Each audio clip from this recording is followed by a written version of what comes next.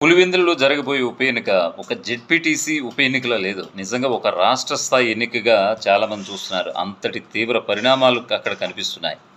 ఎందుకనంటే దాదాపుగా 30 ఏళ్లుగా అక్కడ యునానిమస్‌గా ఏకగ్రీవంగా గెలుస్తూ వస్తున్నటువంటి సందర్భం. ఎందుకంటే ఆనాడు 1995 నుంచి డాక్టర్ వైఎస్ఆర్ మొదలు నేడు జగన్మోహన్ రెడ్డి వరకు కూడా వాళ్ళు పెట్టినటువంటి అభ్యర్థులే ఏకగ్రీవాలైనటువంటి సందర్భం. ఈ యొక్క పులివెందుల జెడ్పీటీసీకి సంబంధించి.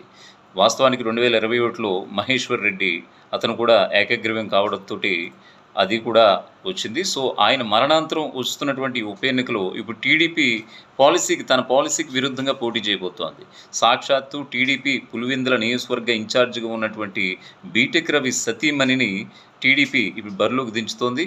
నువ్వా నేనా అన్నట్టుగా ఖచ్చితంగా ఇప్పుడు అక్కడ హోరాహోరీ పోరైతే నెలకొంది. ఖచ్చితంగా పులివెందులలో జెడ్పీటీసీ విషయంలో ఖచ్చితంగా గెలిచి వైఎస్ జగన్‌కి నిజంగా ఒక భారీ షాక్ ఇవ్వాలని చెప్పేసి టీడీపీ ఒకవైపు ఉవ్విళ్ళూరుతోంది. మరొక వైపు ఏదైతే మహేశ్వర్ రెడ్డి చనిపోయారో మాజీ జెడ్పీటీసీ అతని కుమారుడిని బరిలోకి దింపి సానుభూతి ఓట్లని ఖచ్చితంగా క్యాష్ చేసుకునే పనులు ఇప్పుడు వైసీపీ పడింది. మరి చూడాలి మరి అక్కడ ఎలాంటి రిపోర్ట్స్ మనకి, ఎందుకంటే ఈ నెల 12న ఖచ్చితంగా ఇప్పుడు అక్కడ బైపోల్‌కి సంబంధించి పోలింగ్ జరగబోతోంది. ఎలాంటి రిజల్ట్ రాబోతుందనేది ఇప్పుడు తీవ్ర ఉత్కంఠకు దారితీసింది.